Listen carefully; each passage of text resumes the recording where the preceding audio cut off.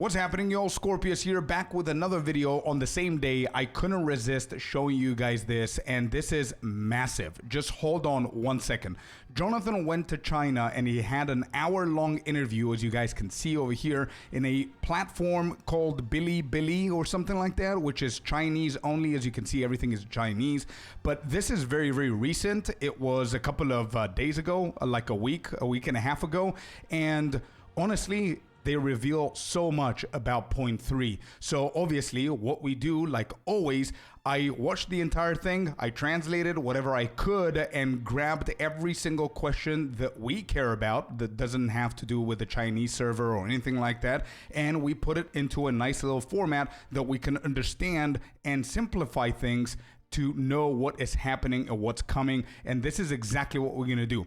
Make sure that you like and subscribe and share it to everyone so you can boost this video so more people see it. But this is everything that Jonathan had to do, and honestly, you will be surprised with how many things he either A, confirmed, B, leaked, or C, he is trying to give away here and there to create some hype. We're gonna begin because there's a lot of questions. So segment number one were yes or no questions. There were 5 of them. For anybody who cares, the first question was Chinese servers, are they gonna launch this year? The answer is yes. Is the leg crossing part of the corporal culture? Yes, they really asked him that.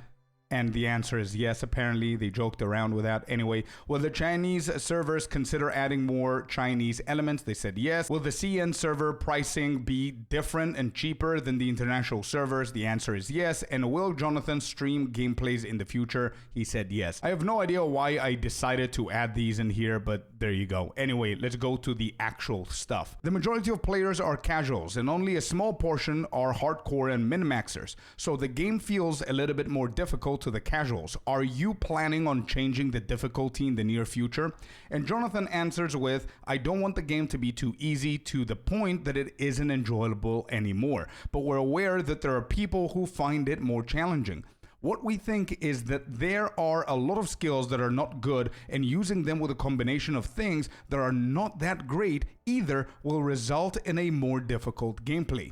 So, one of our major focuses in POE2 is to buff a lot of the skills that people are not having a good time using and making them more viable to use. So clearly this states that they're focusing on buffing a lot of the skills that are not viable at the moment. So we might see a huge amount of buffs. Question number 2, is the game going to be adjusted to suit more of a soul-like game or grind-friendly game? The answer to that was, we try to offer experiences to all these types of players. For those who want action combat, then we want to make sure that they will enjoy the game as well. And for those who like to grind, we focus on fixing the rewards that players get, so hopefully the next launch will help with that further. So this could be a hint that they're also improving the loot a little bit more, which is good stuff. Then question number 3, we have, you said the POE and POE2 will alternate every 2 months between their launches. How will you ensure your team can carry the workload and make sure updates don't have issues? How do you guarantee consistent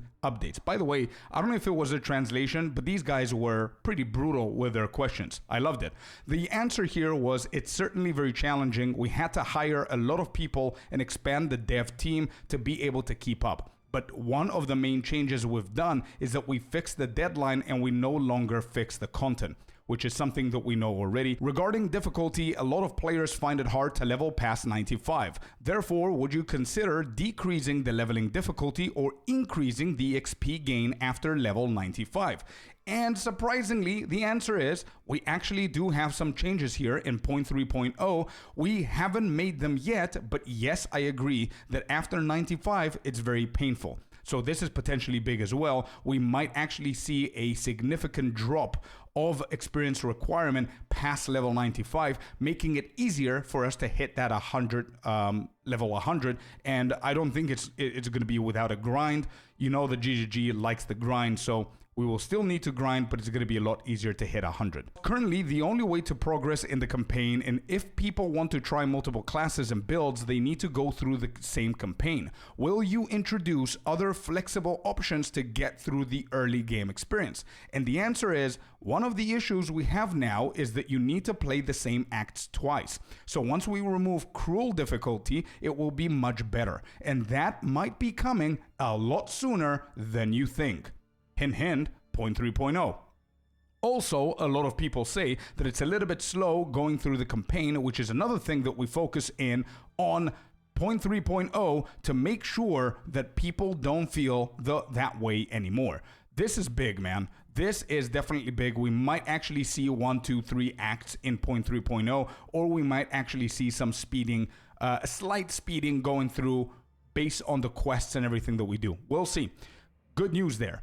Next question is, the difficulty early on is a bit too high. Would you consider in the future adding more guidance for new players or introducing systems like one-click guidance? We actually are going to be adding a few crafting tutorials early on in the game, which will obviously assist new players more, but I don't want to make the game hold your hand to the point where it becomes too easy and boring. Again, this is a decent change we might see very soon, something like crafting tutorials in the beginning to introduce new players into crafting, which is cool.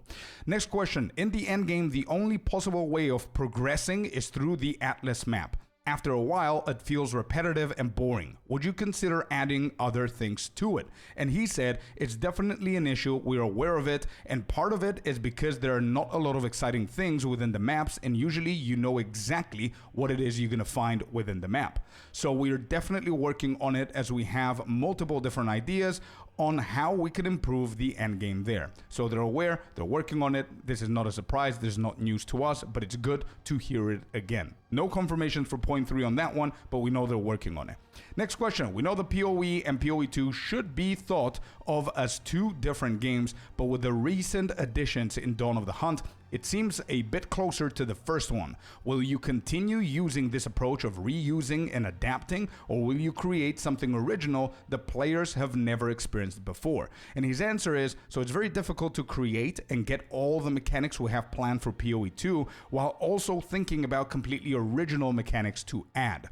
So in early access, we will keep on working on mechanics with new versions and updated versions of existing content like this, but as soon as we go into full release, we'll be making fully original leagues all the time. We do, however, try to change the reused mechanics as much as possible so they feel different. And he gave an example, the Wisps.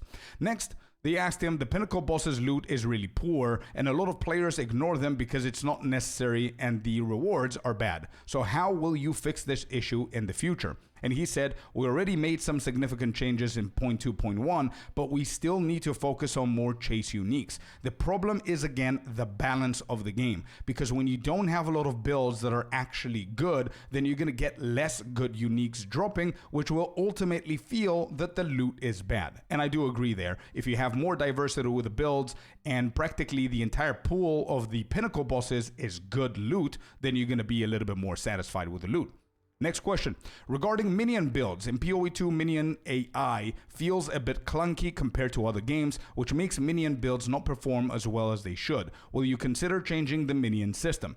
And he says it is definitely something we want to fix, but it's a challenge because we don't want minions walking through each other, as it then makes the combat on the battlefield look bad. But this also creates an issue where they get stuck in place since they're not actually interconnecting and walking all over each other.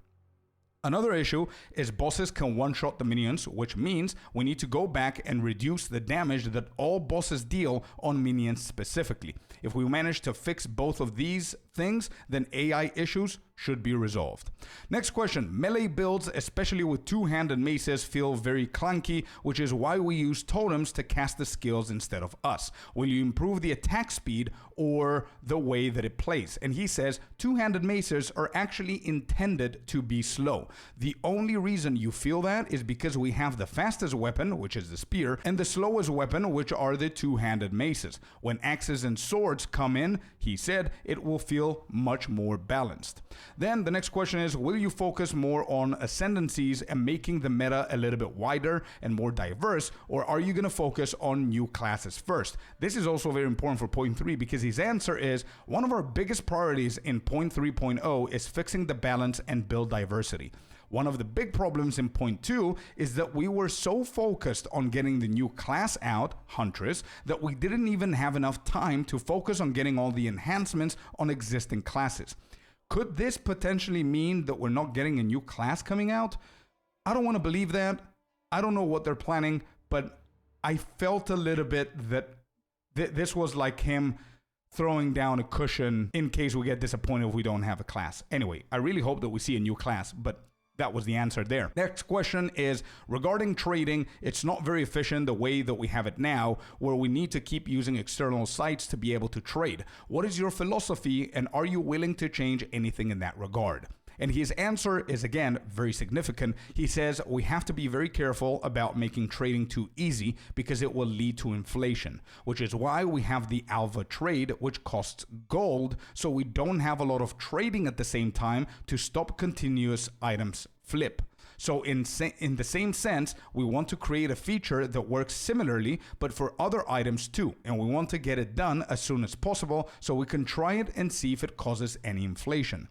We want to utilize the gold because PoE is the only game where gold is bound to your character and items are freely tradable, whereas other games, it's the opposite. So based on his answer and the little that we know from the previous interview with the Japanese creator that we saw, they are trying to plan something very, very close to Alva, where you're going to be able to, not specifically her or anything like that, but something similar to that, that definitely will utilize the gold, where you're going to exchange stuff offline, maybe not even negotiate with somebody, but you're going to pay a price, which is usually going to be gold, so you cannot spam flip items.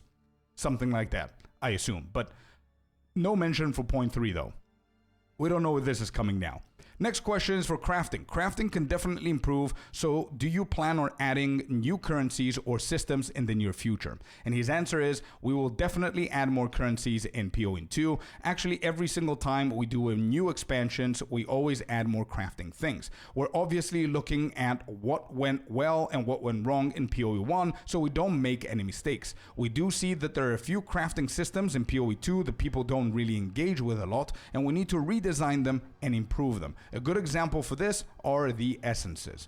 That's that. I don't know how they're going to improve it. He didn't say too much. He said they're still designing, but this was just one of his examples for us to understand. He doesn't necessarily mean recombination, for example. Systems for them, they mean essences and stuff like that. So anyway, moving on. Are there any clear ascendancy changes in the near future? The near future, they meant 0.3.0, and his answer is, it all depends on every single character class. We always look for each character class first, and the first question is, what are the least used skills, and what can we do to improve them? The next question I started asking recently, he said, how can this skill scale to the maximum possible extent in the endgame? So this is a huge point Jonathan is saying that we're focusing on in 0.3.0 to make sure that each skill will become viable in the endgame. He also mentioned that obviously it won't work to the full degree on every single situation, but this is what they're focusing on. So build diversity is probably going to be the name of the next league. Not really, but you get the point. Next question. You recently decreased the amount of jewels in the passive tree. Is this something you're thinking of changing again? And he said, we want players to be able to do more with their passive trees rather than focus only on jewels. This is another point we're focusing on right now, which is to improve the quality of the passive points and make them more exciting. So we're expecting notables, small passives to be changed, improved, buffed. Not sure. Next question is, have you ever considered adding big multiplayer dungeons or boss fights for 10 or more players? And the answer is, we don't want to force people to play multiplayer if they don't want to. With the right balance, we should ideally simply ask if you want to play with friends or on your own.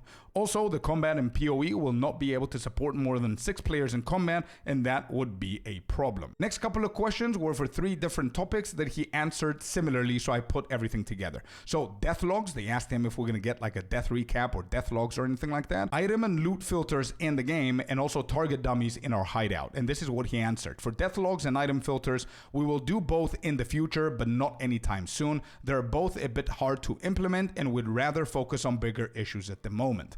Regarding the target dummy, we think it's a very good idea, but it wouldn't represent what the real monsters would with all your damaging components. He meant here that if you go out in the real world and you do your rotation, the way the real monsters are going to react to it, the target dummy in your hideout wouldn't, and they said that they tried.